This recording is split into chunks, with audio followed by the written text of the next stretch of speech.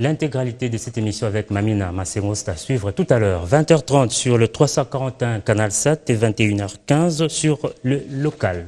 Et puis, cela fait exactement une année depuis la signature de l'accord de la Cité de l'OIA entre les acteurs sociopolitiques de la RDC sur l'organisation d'une transition politique liée à la non-tenue des élections fin décembre 2016 sous les auspices de l'ex-premier ministre togolais Dem Kodjo. Et jamais sans un, jamais un sans deux.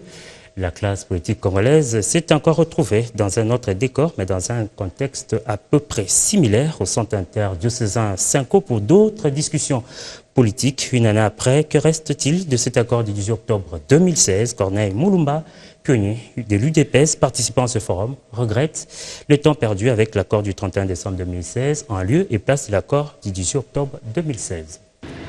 Ces images avaient fait le tour du monde. Les chefs des files sont au dialogue de la Cité de l'Union africaine, brandissant l'accord dit du 18 octobre après signature.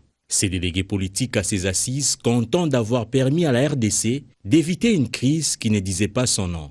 L'accord a été trouvé autour du respect de la Constitution dans son intégralité, la révision totale du fichier électoral, l'organisation de la présidentielle, des législatives nationales et provinciales en une séquence, et la mise en place d'un comité de suivi de l'accord, véritable sentinelle dans le suivi et dans la mise en application de ces textes.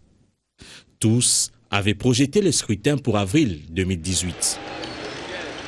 Une année après, les délégués à ce dialogue pensent toujours avoir bien fait le travail. Nous avons perdu du temps, de l'argent, de l'énergie pour rien en faisant avec l'accord de décembre. Parce que si nous étions mis dans l'exécution de l'accord d'octobre, si les compatriotes du rassemblement notamment, et au lieu de suivre la voie des pays étrangers, nous avaient rejoints, nous serions très loin aujourd'hui. Faute d'inclusivité, cet accord a dû laisser place à celui signé à l'issue de la rencontre organisée sous les auspices des évêques catholiques.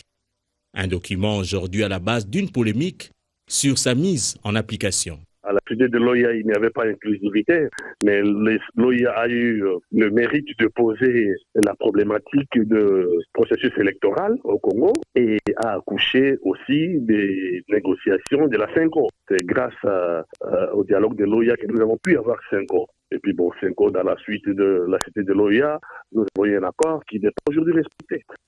Une année après la signature de l'accord du 18 octobre et 10 mois après celle de l'accord dit de la Saint-Sylvestre, l'ensemble toujours être à la case de départ. Les travaux de la tripartite CENI-SENSA gouvernement pourront sans nul doute déterminer la suite à donner aux événements.